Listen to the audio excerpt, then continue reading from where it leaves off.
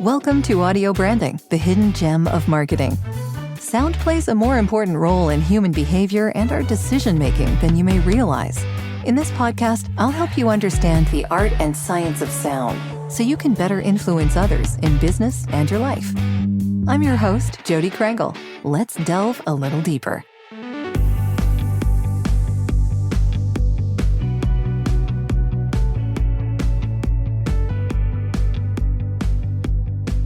Coming into sort of where I want to go with this is into acoustics, because I know that you also deal a lot with that, with your tri-booth and figuring all that out and working on the go and figuring all that out for people. And dealing with these boxes like this thing behind me. Yeah. Trying to make them sound usable for voiceover. Yeah. So, what's the difference between acoustics for, let's say, voiceovers as opposed to acoustics for a musician creating a song? No, that's a great question, because I have definitely learned over the years that they are different, right? If you put a singer-songwriter, who's someone who's playing a guitar, right? If you put them in a voiceover booth and tell them to perform, they are not going to feel, it's not very conducive to performance environment. It's, of course, very, very dead. So there's no reverb, there's no liveliness. And it doesn't help a musician who's playing acoustically or singing to be singing into a dead void. It's very difficult to perform that way and feel comfortable and inspired to perform. In fact, in a recording studio, what often will happen is there's a special mix for monitor headphones that the engineer creates just for the singer to hear themselves in the way that they would like to hear themselves, or maybe even the way they might hear themselves live. Sure, with room tone. Yeah, more sound, more reverb, and all these other things in their headphones, so it feels like it inspires their performance, right? That's a big thing in music. But in voiceover, we really do need to have this really very sterile, dead environment, because the audio has to be captured that way. The post engineer is going to make all the decisions about how that voice fits into the mix, what the environment's going to sound like, the ambience and everything. So the two are very different. It doesn't mean that musicians aren't going to use things like this ISO booth behind me when it's absolutely necessary, because they can't wake up the kids, they can't bother the neighbors. But it's definitely harder to perform for a musician in a very dry, dead environment. So yeah, they definitely like different things when it comes to a studio. The musicians like it more lively, more wood. Wood surfaces, more exposed wood, a hardwood floor. Sure. That is definitely much more what, in general, musicians are going to prefer. Yeah. And when it comes to isolation booths, so there's an issue there too, right? We've talked about this before as well, in that an ISO booth by itself doesn't typically have great acoustics, as far as if you just get it and assemble it and go in it and assume that it'll work for voiceover. Often that isn't the case. So why isn't that the case? And is there anything that can be done?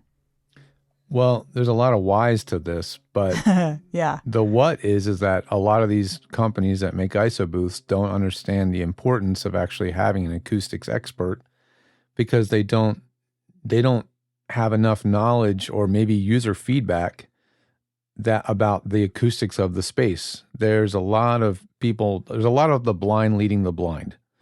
The customers don't know any better. And then the producers that make the product often don't know any better for whatever reason. So they're just building what looks like a great isolation booth. And they're putting a lot of money and time into building an airtight space that keeps noise out. And they're doing their best that they can. But they don't realize that there's incredible restrictions that come with having these very small and often very low ceilinged spaces. So there's some real challenges acoustically to get rid of the resonance of that room. Every size room has what we call room modes, and that's the frequencies at which that room is going to have resonance.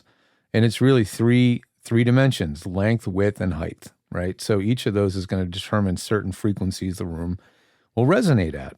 And in order to get rid of all of those different resonating frequencies require sometimes very thick acoustical treatment on the walls.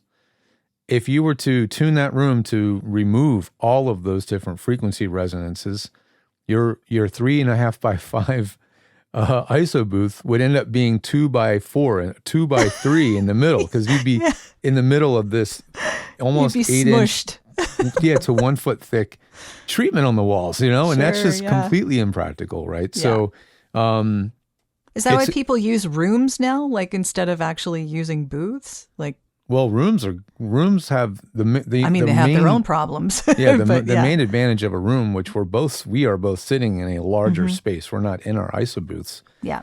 Is that one, they sound a little more natural. They just sound more natural because we're used to talking to each other and having a conversation in a room, not in a closet. Yeah. Right? Spend some time with a friend sitting Well, in I a closet. used to do that as a kid with the walkie-talkie, trying to talk to my sister on the other end of her closet. Yeah. I Yes. remember doing that as a kid. Yeah, totally.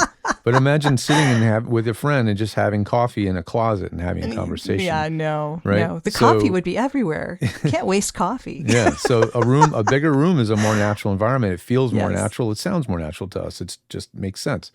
Plus, a larger room, all those room modes where the room resonates at these frequencies are much, much lower in frequency, so they fall below the voice range for the most part. So, yeah, it's not that the rooms don't have resonance. It's just that they're way down below voice range. So that fixes another problem. Plus, the ceilings are generally going to be higher in a larger room, so you don't get the reflection off the ceiling as much, especially when we're seated and the ceiling is 1.5 meters above my head. So not an issue at all. So bigger rooms do have advantages, but their major disadvantage is the bigger the room is, the harder it is to keep the noise from coming in. Yeah. Much more difficult. So yeah, that's the pro and the con. I would always prefer a bigger room if the budget and everything else allows. But for many people, that's just not tenable. If they live in any suburban or even urban environment, they're not going to have that luxury. They have to find the most confined, quiet space they can in their home. It can be hard to find sometimes too. So yeah, I definitely feel for the people in that situation. I'm kind of in that situation myself. I mean, the reason that I have the booth is because I'm in a townhouse complex and there are people driving by our house on a regular basis and groundskeepers and like all sorts of other things happening that I have no control over. So we're really lucky right now. Yeah. Yesterday morning at this same time, there was an edger going down the sidewalk, with the metal spinning blade that runs along the concrete. It's the most horrible, grating, the worst sound on earth. It would be happening right now if this was yesterday. So actually, we have groundskeepers that come here Tuesday mornings, only in the summer, but they were here not today, but they were here last week because it was summer-like conditions. Right. And the leaf blowers, I'm like, why? What leaves leaves are there? This is every week, all year round in Venice, California, right? There's never a season where you don't have that stuff. It's just constant. And I live near a small airport. Oh, my so goodness. This is one of the quietest mornings I can remember. I was having breakfast with my girlfriend and just sitting there in silence going, wow, it's really quiet today. This is really strange. So we got really lucky. They knew you were coming on the podcast and they just wanted to be, they wanted to make sure you had a good sound. I mean, you guys probably don't think, you must imagine that I have this like incredible recording studio with soundproof everything. No, I don't. I don't build studios for myself. I build them for everybody else, right? So, while it'd be nice to have that, I don't have that. I just have the same crappy windows every other apartment building in LA has, and that's why there's a booth back here for really, really critical stuff. So, that's the reality of living in a city. I get it. And I'm in a suburb. So I don't know. I don't know if you can ever really get away with it unless you're living out in the country somewhere. Yeah. And then you have cows and tractors and big rigs. Different noises. And your next door neighbor firing up the motorcycles, monster diesel trucks and on and on. So never ends. It's rare to have a complete control of your environment unless you're like on a ranch or something really far away. So you told me the sound that you hate the most. What about the sound you like the most? What is the most pleasant sound that you've ever heard, do you think? I'm just curious. Wow. Well, I guess I've been literally moved to tears in a few orchestra or live performances before where the sound Sure. is. I remember being in Philadelphia, seeing a trumpet player playing a solo with, in the Kimmel. I think it was in the Kimmel Center. I don't remember which venue it was. This was a long time ago, and I just remember it was so moving because it was so beautiful. The piece was beautiful. The playing was beautiful. Well, you'd know, The right? acoustics was beautiful. Everything just came together, and it was just. And there's, I don't know how many of you are like this out there, but I can be emotionally moved by instrumental music very easily. Doesn't need to have lyrics. In fact, for me, lyrics have always been secondary about music for me. It literally took years for me to start actually paying attention to the lyrics in songs. I couldn't care less what the lyrics were in any songs. It was the weirdest thing until I was well into my 20s. So for me, it's always been about the sound, the textures, the rhythms, the way it's recorded. That has always been what's triggered an emotion in me. And I don't know if this is genetic, but I can tell you my daughter, who's now 14, when she was a little kid, if I played certain songs, like piano pieces that were not me playing because I can't play, but I would play her something to help her go to sleep. She'd say, "No, Daddy, don't play that. That makes me sad." And and just because of the key of the song and the way it's played, it literally triggered an emotional response in my daughter before she knew anything about music, right? So it's a fascinating thing to me. That has always been really interesting to me, how just chord progressions can trigger an emotional response. Oh yeah, and I so agree. I mean, I'm the same way.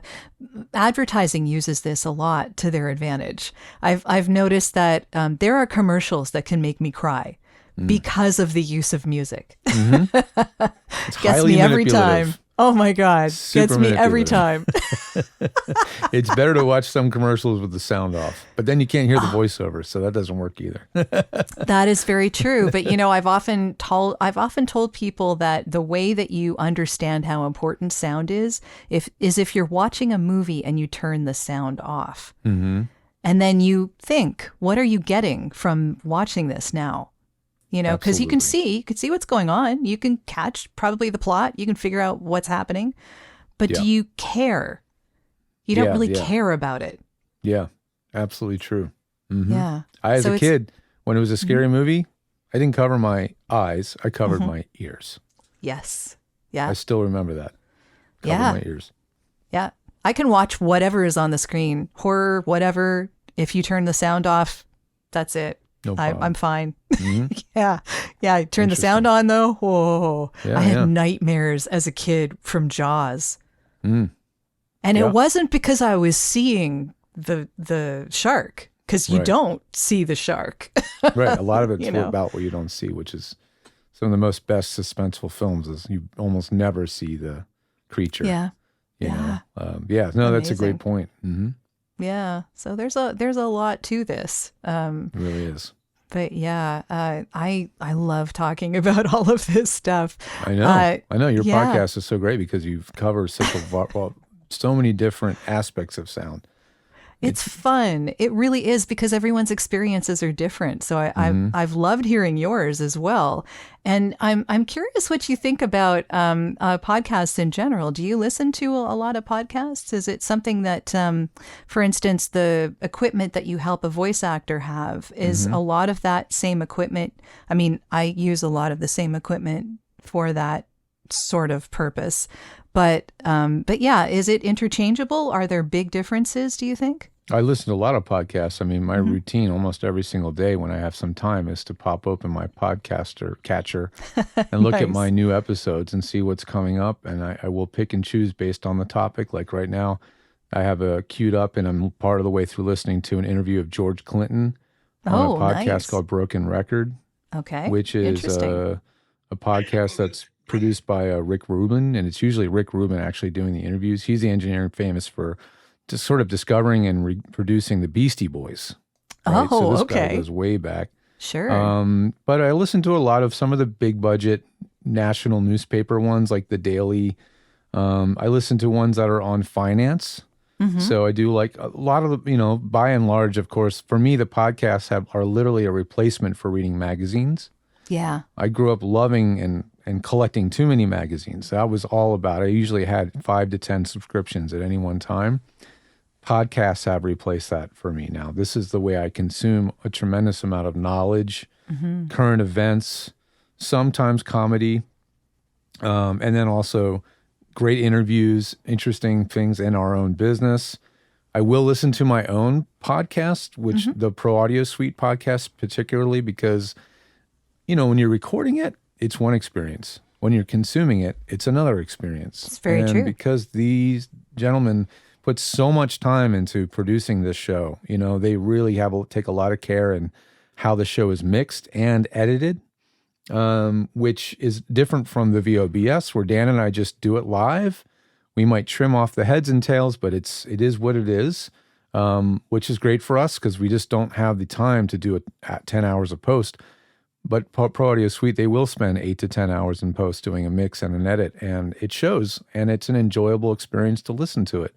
So I will listen to my own show, which sounds weird, but I mean, not at all if they're taking that time with it. Yeah. No, I appreciate hearing what they do. So yeah, I do consume. I'm literally scrolling right now my list of what's going on in my queue.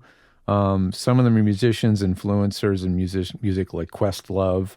Some of them are comedian based. Even the old This American Life stuff from NPR. Yeah, it's a wide variety. I consume a ton of podcasts, and I've even reached out to a famous comedian podcaster when I didn't like the way his show sounded and had a meeting with him about it. Oh, nice. Okay. I did. I sat on Zoom and I sat with him and his co-host. Yeah. And I said, here, I have some ideas on how to get your show to sound better, because this was during the pandemic and they couldn't have everybody come into the studio the way they were used to doing it. So everybody was remote, and I found that I came to the conclusion was most of these people were doing this via Zoom or something like it. And they were all using a mobile phone, and they had the phone probably like right about here so they could see each other. So the microphone was this far away.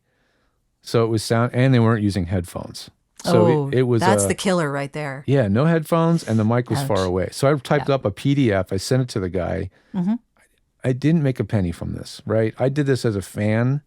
I thought maybe he would tell a friend, or maybe he'd appreciate it. I never heard anything back ever again. But I now have this document, and I've sent it to other people who have asked the same question about how to get better sounding guests.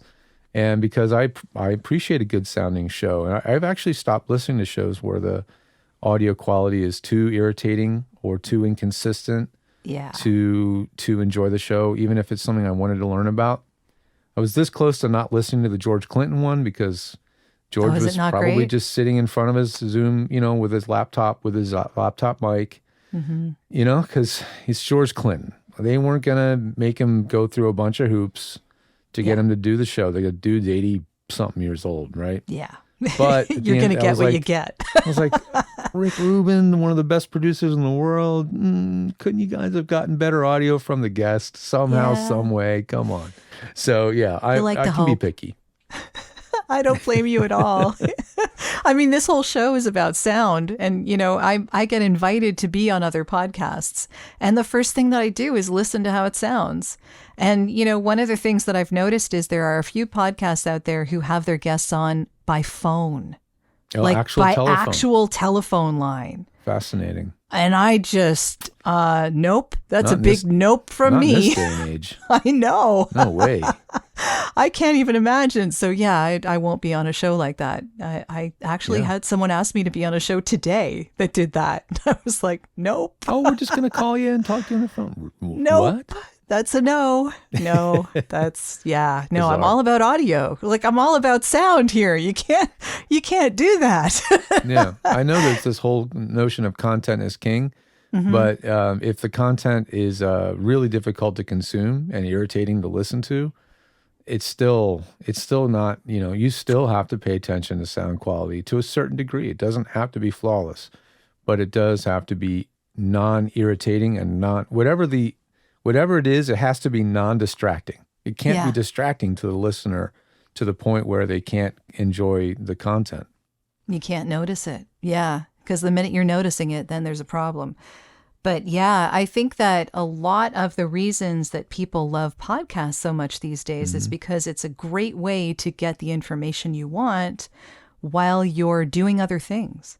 So it fits into the little in-between spaces that we all have in our lives right now, but that we're always doing many different multitasks throughout our day.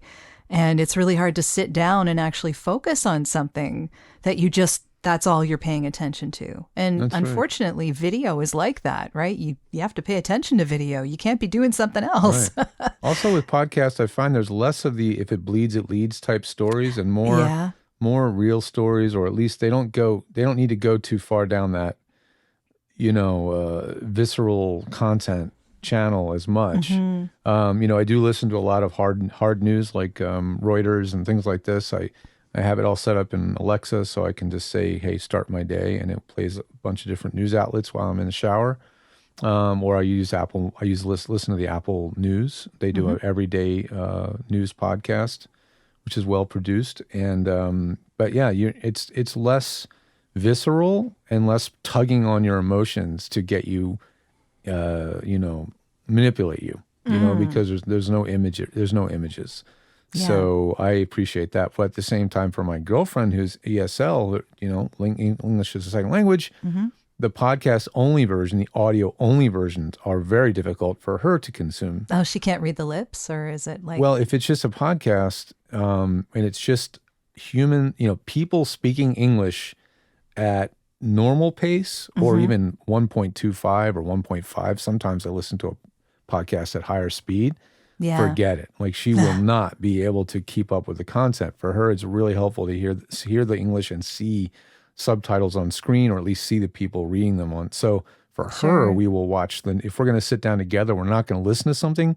We're going to watch something so she can get the information just as well as I can. So I've learned to adapt to that too. That makes a lot of sense. Yeah. And I mean, conversational in a language of any kind can often be difficult for anyone who doesn't speak it as their main language. So yeah, I can imagine. Yeah. So there's a lot to unpack here, but I think that I know you've been on Clubhouse many times with myself and many of your colleagues, and I really appreciate that, first of all, because I love having you and the guys, and now Jill is she? Yeah, we're gonna have Jill come on. Yeah, she's one of the I'm newest people on my team. She's an engineer based in New York City, who I discovered. I don't remember if I found her on Facebook or by some other means, just literally searching for information. But the way I find some of my amazing people on our team is either I've seen them answering questions on Facebook, and so I start seeing that this person really knows about this thing. I need someone that knows about this thing. It's usually Windows stuff, the stuff I don't want to deal with. When someone's like, well, I know how to sort out all this Windows stuff. I'm like, well that's why you have Mike, right? Mike McGonigal. Yeah, we got a few people. Bruce Hayward on our team is an absolute, talk about a specialist. He's like, I use Windows with Pro Tools and Army interfaces. I'm like, well, that is a niche. Wow. That is a niche. But if we get that person, you are the man, right? Yeah. So, so I look for that. But Jill had another set of, what impressed me is that she had a website, or has a website, where she is providing similar services at a much less much less of a deep list of options, but she has some of the same services. And I was like, this is great. I wanted to get some different people on our team, and I certainly wanted to get some more diversity, and I wanted to get some women techs on the team. It'd be nice to see more of that. Yeah, it's been missing for a really long time. And not that I haven't tried. I've actually reached out to a handful over the years. And in all cases, pretty much I kind of got a little bit of a, hey, I got my own thing going. I don't need you, buddy. I'm good. And they're like, thank you very much. So, and more power to them, right? But it was hard to find someone who was willing to also be a team player with us too. Sure. And so, it's great. We are just going to continue adding more talent and have more people in a wider, diverse area of skill sets over time, and it's inevitable. But Jill is our first lady on the team, and she's fantastic and very, very talented. So great. It's great to have her, and we'll get to talk to her, I think, on one of our future one of your future clubhouses, which will be fun. I like the format of Clubhouse too. I really enjoy it. Nice. I like that people can ask their questions in the chat as well as being on stage. Yes. So it kind of gives you the options. And I'm still figuring out the new Clubhouse clubs becoming houses thing. Oh my God. I'm just waiting for you to figure it out. And then I'm just going to watch whatever you do. And then I'll just do whatever you did. Yeah. Myself and Anne Lucente, we're going to be meeting later today, I think, to talk that over, because I use Club Deck. So Club Deck is an app, and if anyone listening is interested, it's at clubdeck.app, and it allows you to use Clubhouse on your desktop. Now, eventually, Clubhouse is going to have a desktop version, but honestly, the reason I really like Club Deck is because it arranges it in ways that make sense to me.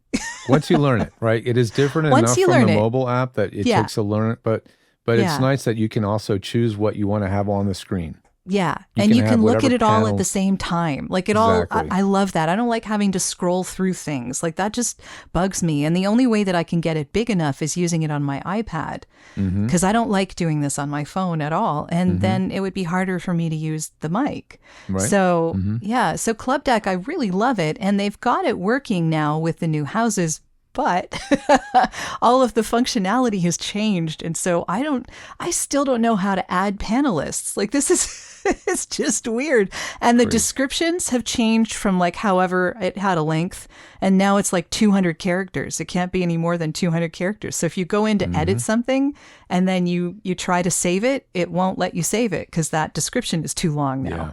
Yeah, it's crazy. Oh my God. Yeah. Well, now you've had your mini rant. I have a mini sidebar rant that you triggered by mentioning that you can't use your iPad with a microphone. I did a whole video about this, right? And I showed using the Centrance Portcaster with an iPad and how I use it. Yeah. Having done all that video, I still have absolute frustration over using a microphone with an iPhone or an iPad. Yeah. It drives me insane. I have a little bit of like a plug, like a lightning plug that goes to another lightning and two USB. Yeah. So I could technically plug this mic into that and use it on my iPad. Yeah. And I think it would work just fine. It's the phone that I don't want to use my phone. And the phone is an Android. Yeah. So Androids have less trouble, I think, because they appear as a normal. There's not an Apple firewall between the device. Like Apple has this like level of restriction. Everything has to be MFI, made for iPhone, I guess, made for iOS, MFI. And even then, it's not a guarantee it's going to detect the mic. In fact, I'll tell you my quick horror story. At VO Atlanta, I recorded several interviews, at least 5 or 6 interviews, where I had a Rode Video Mic Go 2, cute little shotgun microphone, running directly into my phone with the lightning adapter.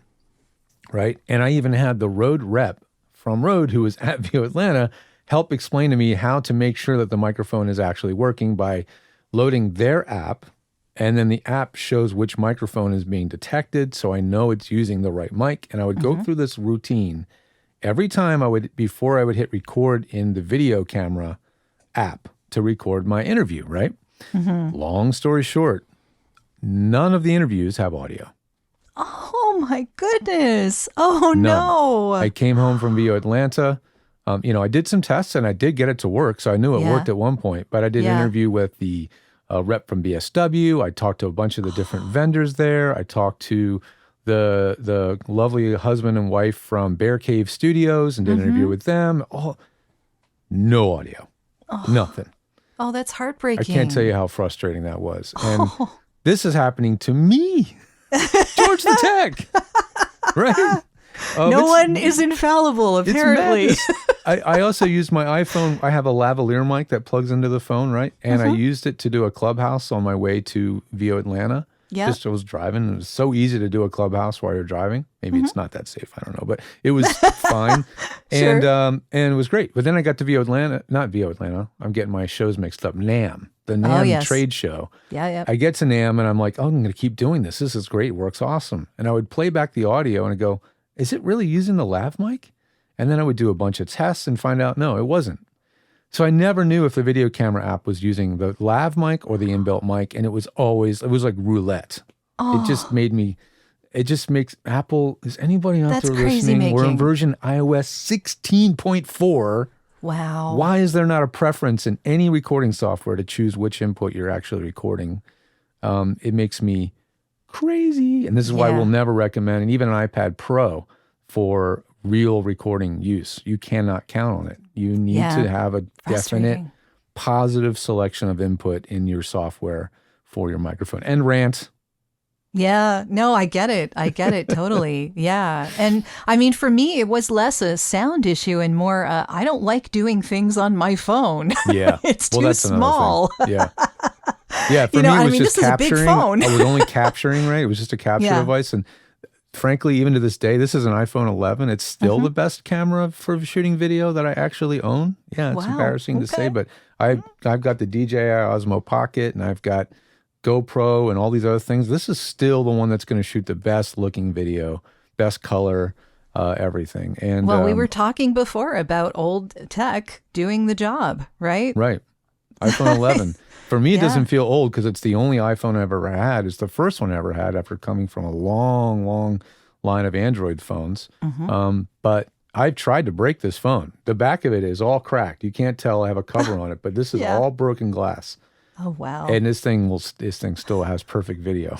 I don't know how that's possible, but That's anyway. impressive. Yeah, this is why I Yeah. don't trust iOS for pro audio Yes. gathering. Yeah, I don't blame you at all. I have one question for you that I want to ask you because I'm curious away. as to your answer. Why do you think sound is important?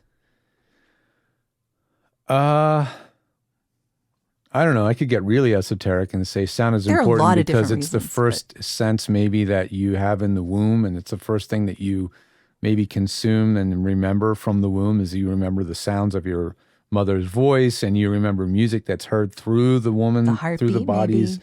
the heartbeat. Maybe that's why sound is so incredibly important. That would, but I think it is because it is so directly for many of us, and maybe all humans are this way, but some people don't tune into it. But it is so directly attached to emotional response. Maybe that's why it is so incredibly important. I think that's what it is for me. I definitely agree with you there. Yeah. Like smell is attached to memory. You will always remember a smell from some event, or a smell will trigger a memory of an event because those parts of the brain are so closely attached to the hemoglobin. No, I'm just making up dumb words. The part of the brain, hippocampus, I don't know, the part of the brain that is long-term memory, the smell sensors are attached to that. And then sound is very, very attached to the emotions. It is for me. So that's probably why it's so important. I often say that it gives us emotional context. So yeah, and you're right. You get a smell, and you can be brought back to wherever you were. Sound kind of does the same thing, because I don't know about you, but when I hear like 80s music, brings me right back. No, it's true. No, you're absolutely right. Yeah. It does. It does trigger memories. I remember sitting in my bedroom in my parents' house, hearing certain songs like Double Dutch Bus. That song from the early 80s, it triggers a memory instantly, or Earth, Wind, and Fire, playing my parents' vinyl records, certain songs, like instant memory of where I heard that song the first time. So yes, you're absolutely right, it does. It's almost more than a memory too. You get the feeling too, because you're getting not only the remembered experience, but the emotional experience. And so it feels more real, which, I love that about sound. But yeah, I could go on for absolute ever on this topic. However, I know that you have a busy day ahead of you. I know you see me looking at my thing like, oh, I shoot, know. I'm supposed to be talking to somebody soon. I will. I could just talk want for to. hours too. Yeah, I know. It's a great. I love talking about this subject, and I could do it all day. But But besides that, I really want to let people know how they can get in touch with you if they need what you are offering, because you offer a lot of great services with a lot of great staff. So please let them know how they can get in touch with you. Sure. Our company is George the Tech. Our domain is, you can either put in georgethetech.com if the other domain breaks your brain, but the preferred domain is georgethe.tech. And that's where you can find us on the web. If you don't know what to do, there's a contact form at the very bottom of every single page on the right side. You can send us an inquiry about what your interests are. You can go into what I call the Greek restaurant menu and just start scrolling all the different services that we have, because we've broken it down so that the services are what we've done is I have all these texts, and I have this master Google spreadsheet that has all of the technologies and tech softwares that I'm concerned, what I want to make sure we cover, right? And then I have a list of who is the expert in that area, this huge grid. I call it the tech team grid. And then those folks are assigned to those specific services.